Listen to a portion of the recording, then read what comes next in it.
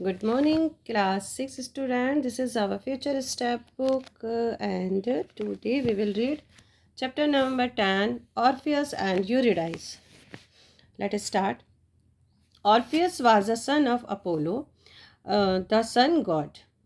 Orpheus Apollo का बेटा था. अपोलो जो थे सन गॉड थे, यानी सूरज भगवान थे. Apollo himself taught Orpheus to play and lyre. और जो अपोलो थे उन्होंने ऑर्फियस को आयरे बजाना सिखाया.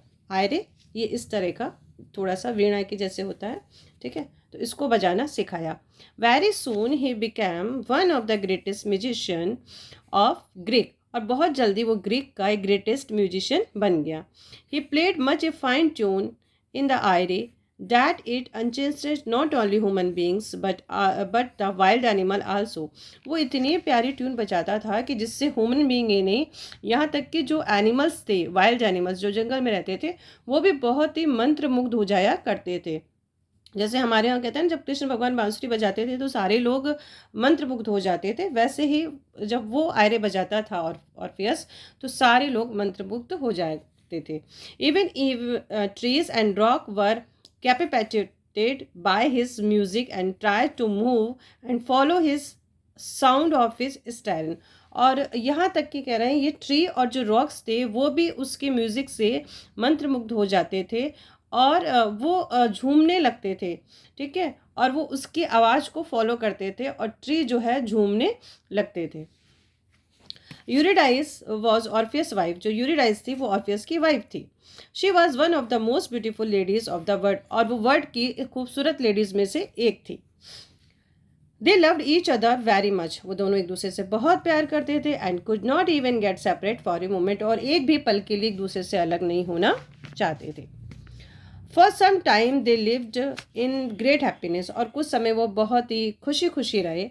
Often Orpheus played his tune lyre and Eurydice sang beautifully to that tune. और अक्सर क्या करता था, ऑर्फियस जो था वो ट्यून बजाता था और उसकी जो वाइफ थी यूरिडाइस वो उस पर बहुत ही सुंदर गाना गाया करती थी. Then one day as they were wandering through flowery meadow, Eurydice step on a poisonous snake. एक दिन वो क्या कर रहे थे, गार्डन में चल रहे थे जहाँ पे फ्लोरी मिडो था, यानी कि फूलों का गार्डन था, फूलों की घास वगैरह थी. और चलते चलते यूरिडाइस का जो पैर एक पॉइजनस स्नैक पे पड़ गया. The snake bite her and she died at once. और उसको सांप ने काट लिया और वो एट वंस मर गई. Orpheus was full of grief at her death. और ऑर्फियस बहुत ही ज़्यादा दुखी हो गया कि वो मर गई, तो ऑर्फियस बहुत ज़्यादा दुखी हो गया. He could not live without Eurydice. और वो यूरिडाइस के बिना रह नहीं सकता था. He could neither sing nor play his lyre. अब वो ना तो गाना गा रहा था ना अपना वो आयरे बजा रहा था. At last he made up his mind that he would follow his wife to Hades the land of dead. अब एक दिन उसने अपना माइंड मेकअप किया, उसने ये डिसाइड किया कि अब मुझे अपनी वाइफ के पास जाना चाहिए, क्योंकि मरने के बाद लोग कहाँ चले जाते हैं, हैडिस में चले जाते हैं. हैडिस जो यमलोक होता है वहाँ चले जाते हैं. और जो जगह कौन सी है, लैंड ऑफ डेड, जो कि मृत्यु की जगह है, मृत्यु की भूमि है. One day Orpheus set out of his journey to Hades. और एक दिन जो ऑर्फियस था वो उस जर्नी पे निकल गया, हैडिस की जर्नी पे निकल गया. On the way he found a large cave in the side of volcano. और रास्ते जब वो वहाँ पे पहुँचा रास्ते में, तो उसने देखा कि वोल्केनो के पास में एक गुफा है, विच लैड टू हैडिस, जो हैडिस की तरफ जाती है. जो गुफा है वो कहाँ जा रही है, हैडिस की तरफ. Passing through many dark passes. और वो बहुत से डार्क रास्तों को पार करते हुए, अंधेरे रास्तों को पार करते हुए, Orpheus reach the Styx the river of death. वो मौत की नदी के पास पहुँच गया, जिसको हम लोग बैतरणी नदी कहते हैं, ठीक है, या हम लोग की नदी कहते हैं. There was a boat man with his boat on the river. और नदी में एक बोट थी और उस बोट पे था एक बोटमैन, यानी एक बोटमैन अपनी रिवर में बैठा हुआ था. कहाँ पर, नदी में. When Orpheus request him to row him across the river in his boat. अब जब ऑर्फियस ने उस बोटमैन को कहा कि तुम प्लीज़ मुझे ये जो रिवर है इसको क्रॉस करवा दो अपनी बोट से, the boatman said my boat is meant only for the dead. उसने कहा मेरी जो नाव है वो तो सिर्फ मरे हुए लोगों के लिए है। How can I carry you, तो मैं तुमको कैसे ले जा सकता हूँ। However Orpheus was not discourage at all, लेकिन ऑर्फियस ने हार नहीं मानी। He began to play his lyre, उसने अपना ये आयरे बजाना शुरू कर दिया। The boatman was so charmed with the tune that he at once carried him across the Styx, और उसने जैसे ही उसने बजाना शुरू किया तो वो भी उसकी धुन में खो गया, और धुन में खोने के बाद उसने ऑर्फियस को नदी के किनारे, नदी के उस पार पहुंचा दिया। Orpheus continued his journey and at last he reached the gate of Hades. और ऑर्फियस कंटिन्यू जर्नी करता रहा और लास्ट में वो हेडिस के दरवाजे पे पहुंच गया। There Cerberus the dog who guard the gates of Hades, वहाँ पे एक डॉग था जिसका नाम था सेरेबस। वो क्या करता था, उस गेट की रखवाली कर रहा था। Try to pounce upon him, और उसने ऑर्फियस के ऊपर झपट्टा मारने की कोशिश की। Once again Orpheus started playing on the lyre, Orpheus ने फिर से अपना आयरे बजाना शुरू कर दिया। Cerberus was so enchanted that he listened motionless, और फिर वो जो ट्यून थी उसको सुनकर जो ये डॉग था ये भी मोशनलेस हो गया, यानी कि बिना हिले डुले उसको सुनता रहा, और वो सुन रहा था। तब क्या हुआ, and the Orpheus was in the palace of Pluto, और तब ऑर्फियस प्लूटो के महल में था। द किंग ऑफ डेड, जो कि मृत्यु का राजा था। प्लूटो कौन था, मृत्यु का राजा। Pluto was sitting on his throne, जो प्लूटो था वो अपनी गद्दी पे बैठा हुआ था।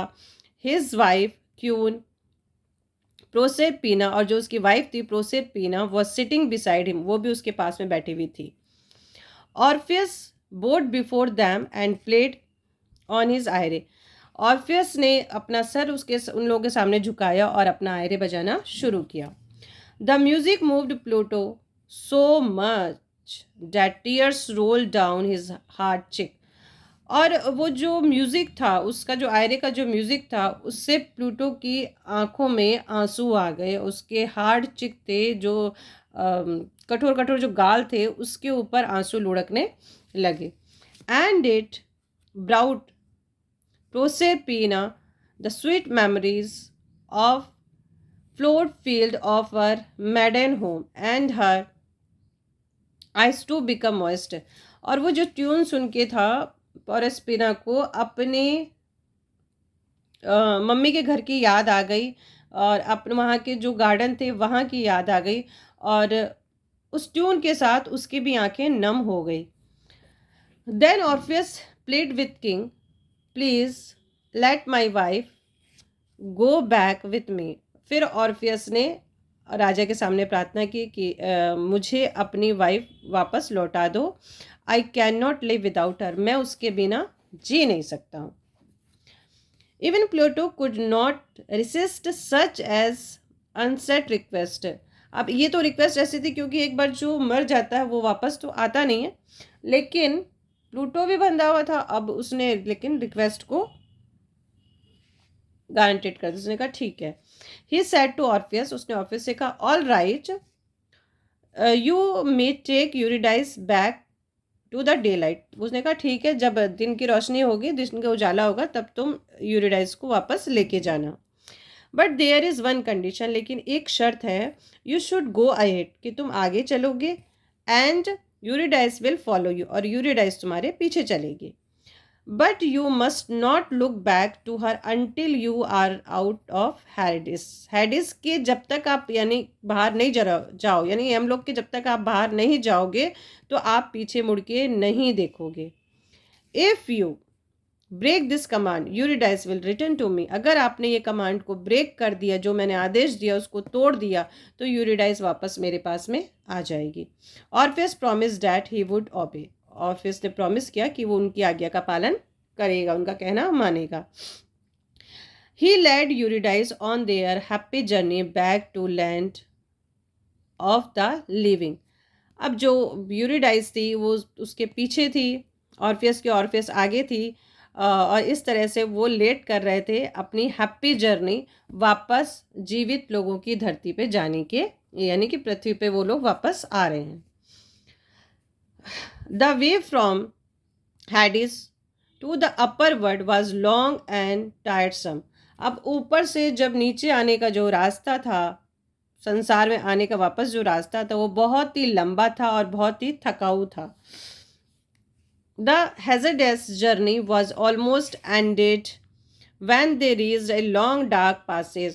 और ये इस तरह की जो जर्नी थी, थकाऊ जर्नी थी, डेंजरस जर्नी थी, वो अब लॉन्ग डार्क पासेज है, यानी कि जो लंबे लंबे जो गहरे गहरे लंबे गहरे और अंधेरे वाले जो रास्ते से वहाँ से होकर निकल रही थी। Orpheus led the way. Orpheus क्या कर रहा था? लेड कर रहा था रास्ते को, यानी कि वो आगे आगे चल रहा था। Stumbling over the crags as he moved ahead. और किसी चीज़ से वो टकरा गया। But this was a sense of contentment in his heart. लेकिन उसके मन में संतोष ये था कि जो यूरिडाइस थी वो उसके पीछे पीछे आ रही थी। ए फ्यू मोर स्टेप, अब कुछ ही दूरी थी, and they would be out of Pluto's kingdom. अब वो प्लूटो के किंगडम से बाहर निकलने वाले थे। ठीक है, कुछ ही दूरी थी और वो प्लूटो के किंगडम से बाहर निकलने वाले थे। However at the final moment क्या हुआ? Orpheus was overcome with anxiety for Eurydice. अब वो यूरिडाइस के लिए थोड़ा सा उत्सुक हो गया। उत्सुक क्यों हो गया? क्या देखने के लिए? Was she really coming behind me? क्या वो सचमुच मेरे पीछे आ रही है?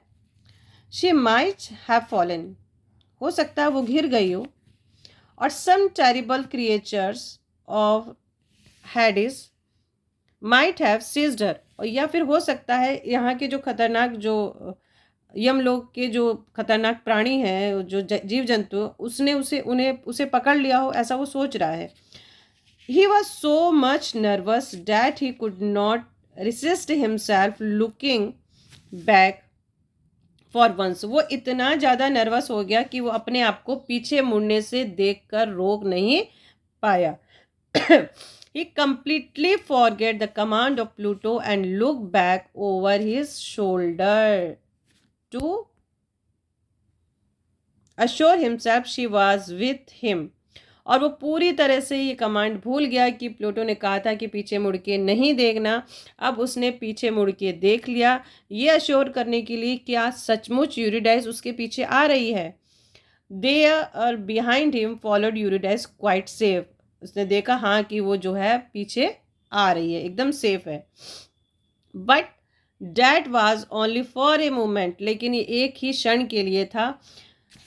द वो हैड बिन ब्रोकन, जो उसने ओथ ली थी, जो प्रॉमिस किया था, वो उसने तोड़ दिया। And the Eurydice had to return to Hades. और यूरिडाइस को वापस हैडिस जाना पड़ा। Orpheus could see sadness of her beautiful face. Orpheus ने उसके चेहरे पे एक उदासी देखी। A little whisper seemed to say farewell as a disappeared from his view. और बस एक हल्की सी आवाज़ सुनाई थी, अलविदा। और ऐसा करते हुए वो उसकी आंखों के सामने से डिसअपेयर्ड हो गई, मीन्स ओझल हो गई।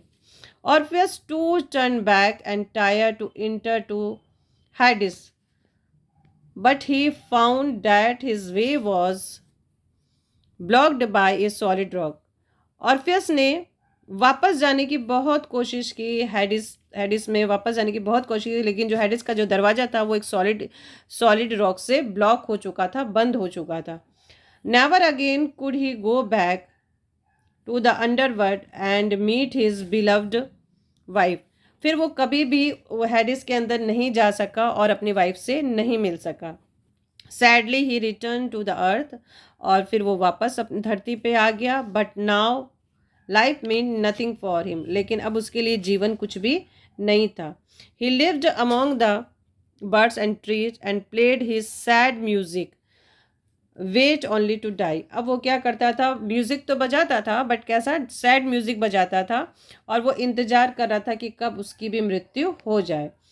When once again he could meet his dear wife, और वो मृत्यु के बाद में अपनी वाइफ से मिल सके। तो ये थी हमारी ऑर्फियस और यूरिडाइस की स्टोरी। अब देख लेते हैं हम लोग एक्सरसाइज टाइम। ये आपको अपने से करना है, ठीक है। ये सारा चीज़ आपको अपने से करना है। फिल इन द ब्लैंक्स भी अपने से करिएगा। Question number D, question number E को हमें सीक्वेंस में ही नंबरिंग डालना है कि what happen in first and what happen in second. You have to write the sequence number and the question answer I will tell you. See the vocabulary part, match the word in the column, they are synonyms. You can see synonyms. And as usual, make the sentence by yourself and complete the dialogue and the grammar in uses.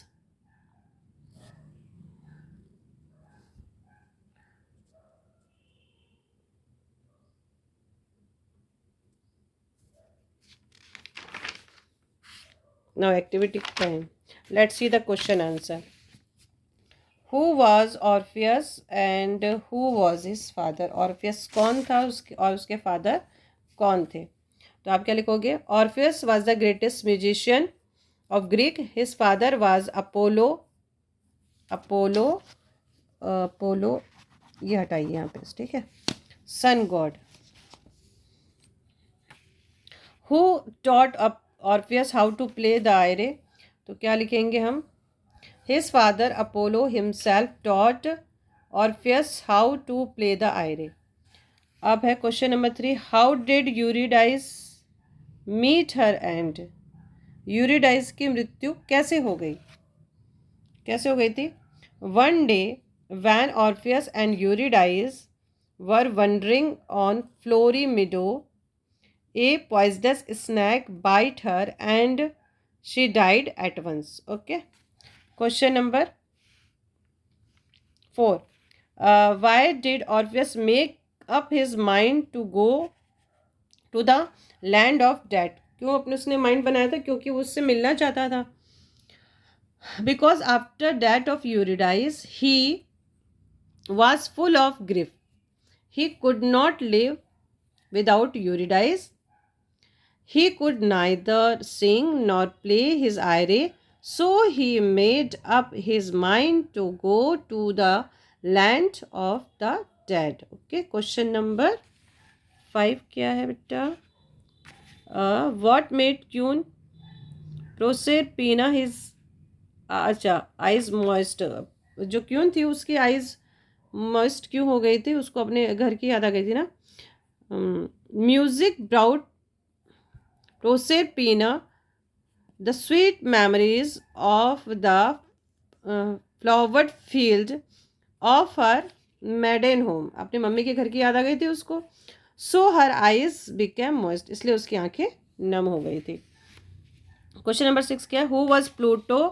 What condition did he put before the Orpheus to taking back Eurydice with him? Could Orpheus fulfill the condition? कह रहा Pluto कौन था और क्या condition उसने Orpheus के सामने रखी थी कि तुम यूरिडाइस को लेके जाओ, बट ये कंडीशन है. और क्या ऑर्फियस ने वो कंडीशन को फुलफिल किया? आप जानते हैं नहीं किया था ना, तभी तो प्रॉब्लम हो गई थी.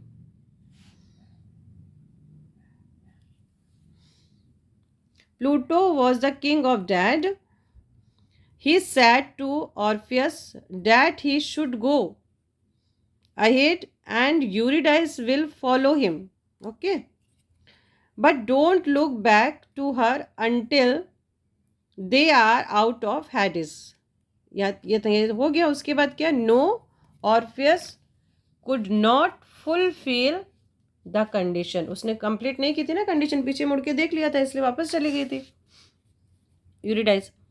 Why did life become meaningless for the Orpheus after he return to earth? उसकी जो लाइफ थी वो मीनिंगलेस क्यों हो गई थी? मतलब उसके लिए जीवन कुछ भी नहीं था. Because he had to return without his wife Eurydice, क्योंकि उसको यूरिडाइस के बिना वापस लौटना पड़ा. He started play sad music, और वो फिर उसने क्या किया? सैड म्यूजिक बजाना स्टार्ट कर दिया.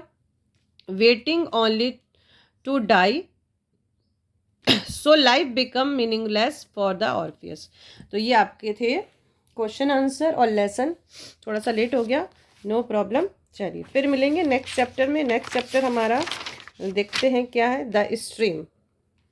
चलिए एक्सप्लेन कर दिया जाएगा आपको, तब तक के लिए आप इसको देखिए, अच्छे से पढ़िए, रीड करिए। नहीं समझ में आ रहा, बाय द वे अगर मुझसे भी कोई मिस्टेक हो रही है, you can write in comment box. Thank you, bye bye, take care, फिर मिलेंगे।